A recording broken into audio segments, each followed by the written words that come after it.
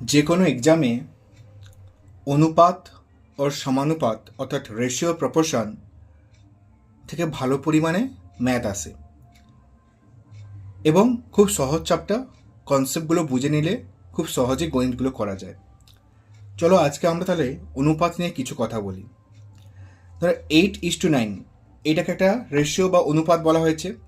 আচ্ছা, 8:9কে আমি ভগ্নাংশে যখন লিখব 8/9 লিখতে পারি। এই 8/9কে বলে ফ্র্যাকশন বা ভগ্নাংশ। এই 8/9 ভগ্নাংশে 8কে বলা হয় হর আর 9কে বলা হয় লব।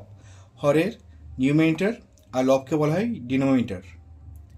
এই 8:9 এই 8কে বলা হয় অ্যান্টিসিডেন্ট আর 9কে বলা হয় কনসিকুয়েন্ট অর্থাৎ পূর্বপদ আর উত্তরপদ। এবার রেশিওর কয়েকটা টার্ম আমাদেরকে জেনে রাখতে হবে, পরীক্ষায় চলে আসতে পারে এবং আসেও, ওয়েস্টবেঙ্গল পরীক্ষায় আসে। যেমন ডুপ্লিকেট রেশিও। ধরলাম একটা রেশিও 3:4, এর যখন ডুপ্লিকেট রেশিও বের করতে পড়বে আমরা দুজনকে কী করব, এই যে অ্যান্টিসিডেন্ট আর কনসিকুয়েন্টকে স্কোয়ার করে দেবো। 3² = 4² সমান 9:16, 9:16। তাহলে 3:4 এদের ডুপ্লিকেট রেশিও কী হলো 9:16।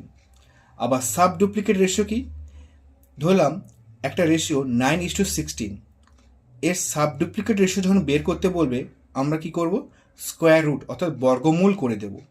তাহলে 9-এর বর্গমূল 3 আর 16-এর বর্গমূল হলো 4। তাহলে 9:16 এর সাব ডুপ্লিকেট রেশিও হলো 3:4। ট্রিপ্লিকেট রেশিও, ধরলাম একটা রেশিও আছে 2:3, এর ট্রিপ্লিকেট রেশিও হলো এদেরকে কিউব করে দিতে হবে অর্থাৎ ঘন করতে হবে। 2Q:3Q, 2-এর ঘন হয় 8 আর 3-এর ঘন হয় 27। তাহলে 2:3 এদের ট্রিপ্লিকেট রেশিও হলো 8:27।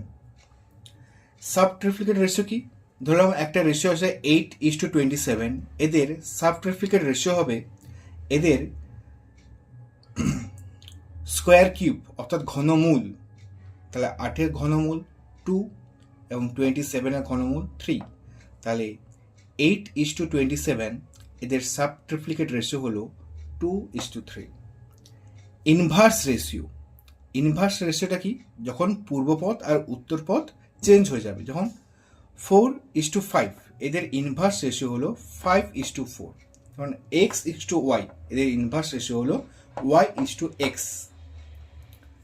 কম্পাউন্ড রেশিও, কম্পাউন্ড রেশিও ধরলাম 3টে রেশিও দেওয়া আছে 2:5, 6:7, 9:13। এদের কম্পাউন্ড রেশিও কী হবে না, যতগুলো রেশিও দেওয়া আছে তাদের পূর্বপদগুলোকে একসাথে গুণ করবো।